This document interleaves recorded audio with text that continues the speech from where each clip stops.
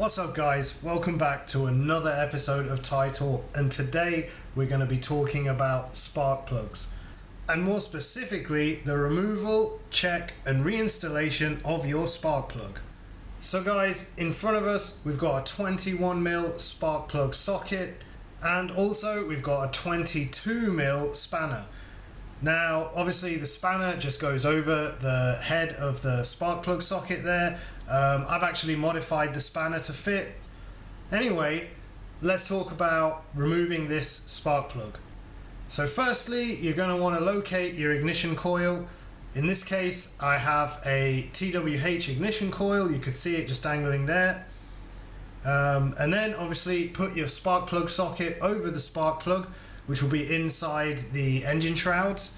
And then in my case, I'm using the spanner there. Maybe you have a different tool, but I just wrench the spanner pretty hard and it pops out. Maybe I put the spark plug in a little tight last time. You should never over tighten the spark plugs, of course, but I don't seem to have any problems as yet. Now, of course, be super careful if you've been running your scooter, because the spark plug will be very, very hot. So now we're looking at the spark plug.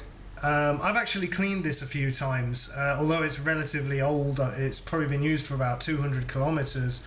I cleaned it recently, so it looks relatively new. Now what we're checking for is either lean or rich conditions. Lean conditions will destroy your engine in the long run, whereas rich conditions are a bit more forgiving to the engine, but still something that needs to be sorted out. Now, with the magic of editing, we're going to rewind the video and take another closer look at that spark plug, so if we can identify any issues. So I've put a picture here for you guys to see, which is going to show the lean, rich and optimal conditions of a spark plug. So we can see that on the left hand side we have the lean condition spark plug, and that's going to display a grayer, paler and drier look than the other two plugs. This is just one of many ways to diagnose the condition of a spark plug. So in the center we have the rich condition spark plug, and this is something that I'm suffering with on my scooter at the moment. Rich isn't so bad, as I mentioned earlier. It's good certainly for when you're wearing in a new cylinder kit, but we can see from that plug that it's more wet and oily and black. These are the main symptoms of a rich condition plug. Now, as for the optimal condition plug, we can see that the flat surface around the electrode is a consistent black color. This is very important. We can also see that the side electrode or ground electrode has some discoloration to it, similar to the lean condition, but a bit different. And we can also see that the insulator nose is completely white as well. So guys, these are just some simple and basic ways to identify the condition of your spark plug. There are much more in-depth ways of doing this.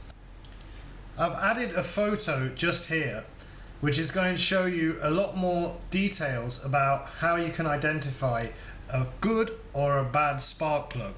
So if you want to have a read of this information, I would suggest you pause the video and take some notes, and then you might have a deeper understanding of how to read a spark plug. And I'm also going to add some links into the description of some things that have helped me to learn a little bit about spark plug reading. So hopefully that can be helpful to you guys as well. So here we are back at the scooter. And of course now we're going to come to the stage where we have to put the spark plug back in again. And this is just an exact reversal of what we did previously to remove the spark plug. So here goes. So of course, first things first, you're going to want to put the spark plug back in. Be careful when you do this, make sure you don't mash up the threads. That can be done quite easily. So just go easy and make sure that it's going in and screwing in really nicely. And then you'll get your spark plug socket, put that over the spark plug and just tighten it down.